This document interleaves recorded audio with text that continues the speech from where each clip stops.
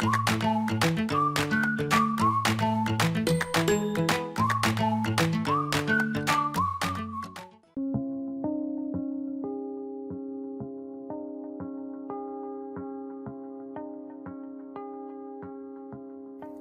11일 월요일, 믿는 사람의 얼굴.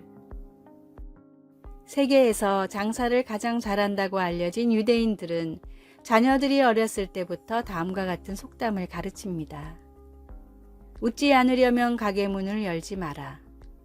손님을 보고 미소를 짓는 것이 장사의 기본이며, 손님이 웃도록 기분 좋게 웃어야 물건이 많이 팔린다는 것을 유대인들은 오랜 장사 수완을 통해 깨달았습니다. 서비스 교육의 기본 중에도 다음과 같은 말이 있습니다.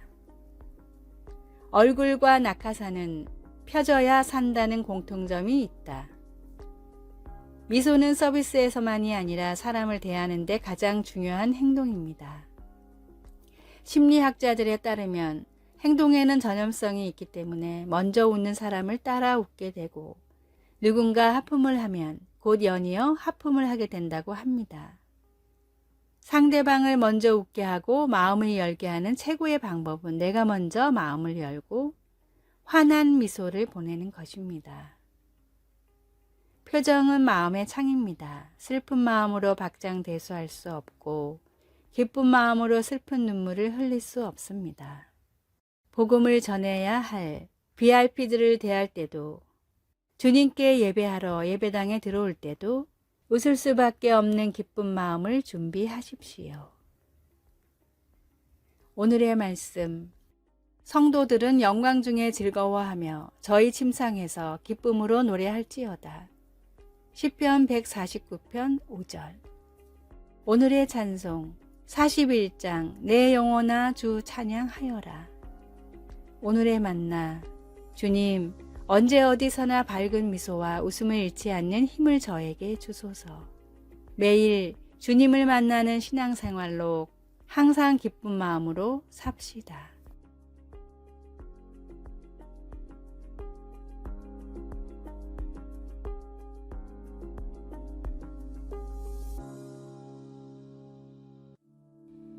(9월 12일) 화요일. 탈락 위기의 노인. 탈락 위기의 노인이라는 관용구는 1970년 5월 한 뉴스 기사에서 처음 사용되었습니다. 불확실한 상태를 의미하는 이 표현은 당시 신인이었던 자동차 경주 운전자 스티브 크리실로프와 관련하여 사용되었습니다. 그는 인디애나폴리스 500 경주에서 한 바퀴 도는 예선전을 느린 기록으로 통과해 탈락 위기에 놓였습니다. 예선을 통과한 사람들 중 가장 느린 기록이었지만 나중에 그는 그 기록으로 본선에 진출할 수 있었습니다. 인생의 경주에 출전하거나 완주할 능력이 있는지 불확실할 때 우리는 탈락 위기에 놓여 있다고 느낄 수 있습니다. 그렇게 느껴질 때는 우리가 예수님 안에서 결코 탈락 위기에 놓여 있지 않다는 것을 기억하는 것이 중요합니다. 우리의 그런 확신은 하나님으로부터 말미암습니다. 하나님은 예수님을 모퉁이돌로 택하여 그 위에 우리 삶을 세우시고, 우리를 성령 충만한 산돌로 택하여 하나님의 창조 목적에 합당한 사람이 될 수 있게 하셨습니다. 그리스도 안에서 그분께 소망을 두고 따르면 우리의 미래는 안전합니다. 왜냐하면 우리는 택하신 족속이요 왕같은 제사장들이요 거룩한 나라요 그의 소유가 된 백성이니, 이는 우리를 어두운 데서 불러내어 그의 기이한 빛에 들어가게 하신 이에 아름다운 덕을 선포하게 하려 하심이기 때문입니다. 예수님이 보실 때 우리는 탈락 위기에 놓여 있지 않습니다. 우리는 귀하고 사랑받는 존재입니다. 말씀. 너희는 택하신 족속이여 왕같은 제사장들이여 거룩한 나라요 그의 소유가 된 백성이니, 이는 너희를 어두운 데서 불러내어 그의 기이한 빛에 들어가게 하시니에 아름다운 덕을 선포하게 하려 하심이라. 베드로전서 2장 9절. 찬송 370장 주 안에 있는 나에게. 기도. 아버지 하나님, 낙심하여 하나님의 자녀라는 저의 본래 모습이 흐려질 때마다 저를 깨우쳐 하나님께만 소망과 확신을 두게 하소서. 아멘.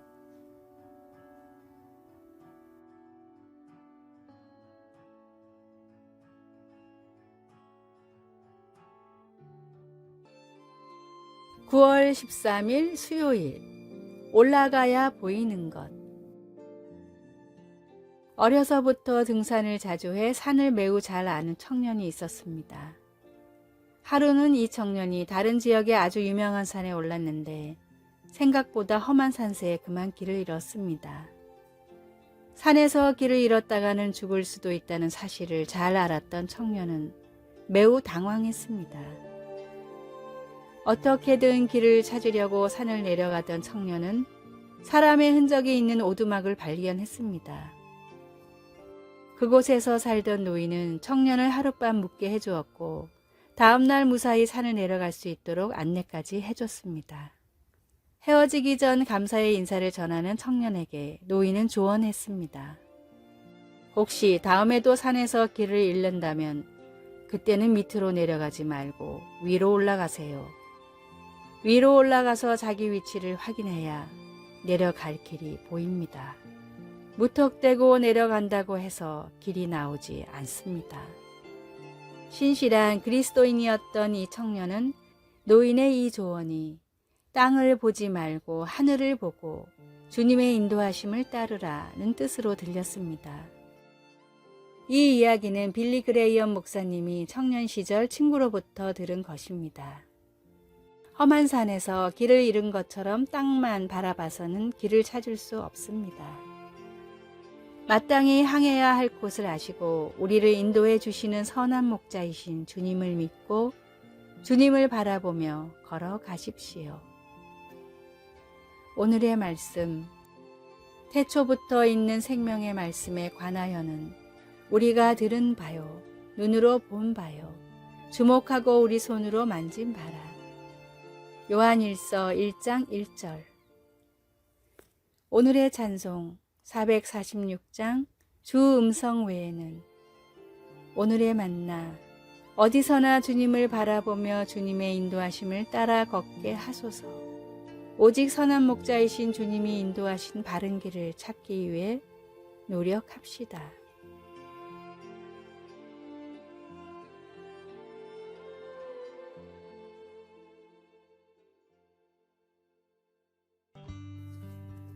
(9월 14일) 목요일.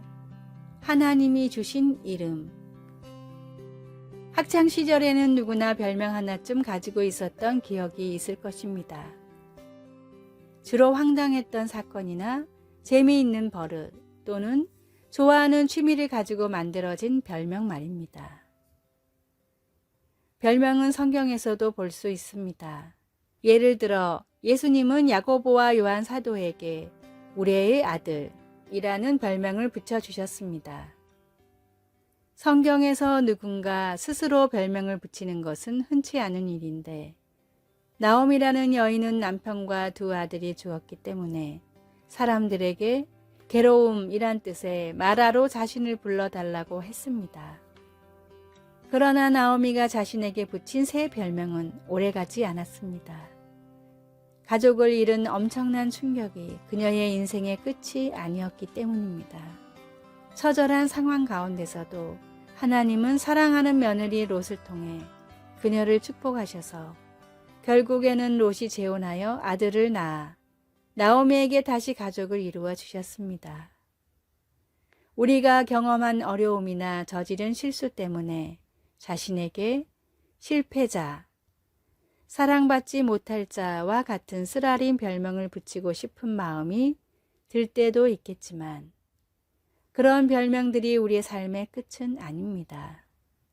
우리는 그런 꼬리표들을 하나님께서 우리 각자에게 붙여주신 사랑한 자라는 이름으로 바꾸고 아무리 힘들 때라도 하나님의 공급하시는 손길을 찾을 수 있습니다. 말씀. 나오미가 그들에게 이르되 나를 나오미라 부르지 말고 나를 마라라 부르라. 이는 젓는 자가 나를 심히 괴롭게 하셨음이니. 욥기 1장 20절. 찬송 366장. 어두운 내 눈 밝히사. 기도. 하늘에 계신 아버지, 제 삶의 환경이나 경험에 의해 제가 정해지는 것이 아님을 감사합니다. 저를 하나님의 자녀라고 불러주시니 감사합니다. 아멘.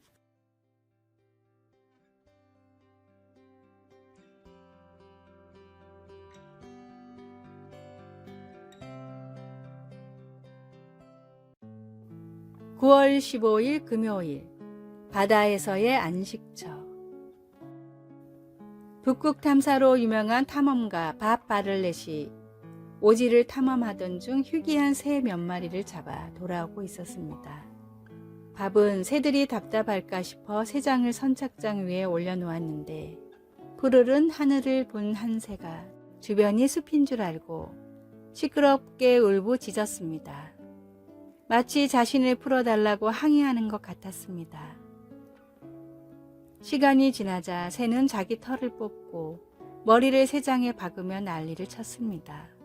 이대로 두었다가는 스트레스로 인해 새가 죽을 수도 있다는 생각에 밥은 새장을 열고 그 새를 푸른 하늘로 날려보냈습니다. 작은 새는 기쁜 듯이 저 멀리 하늘로 날아갔지만 1시간도 안 되어 지친 몸으로 다시 배로 돌아와 풀썩 쓰러졌습니다.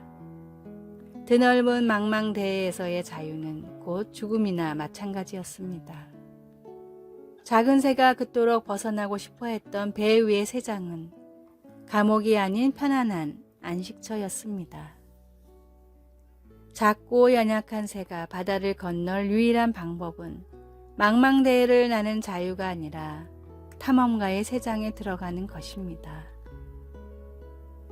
삭막하고 넓은 사막에서 자유가 무슨 소용이 있겠습니까? 망망대해 바다에서 완전한 자유로 무슨 일을 할 수 있겠습니까? 완전한 자유는 그저 방종입니다. 인생이란 망망대해를 무사히 지나 영원한 천국으로 가는 유일한 방법은 주님이 예비하신 구원의 배에 탑승하는 것뿐입니다. 주님이 운행하시는 구원의 배를 결코 떠나지 마십시오. 오늘의 말씀. 내가 주의 법도를 구하였사오니 자유롭게 행보할 것이 오며. 시편 119편 45절. 오늘의 찬송. 102장. 영원한 문화 열려라.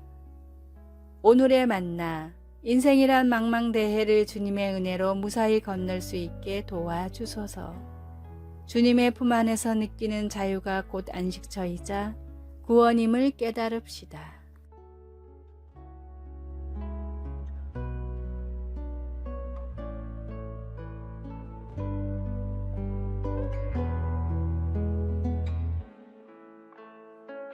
아래의 빨간색 글자 구독을 누르시어 더 많은 전도의 열매를 맺으시기를 기도합니다.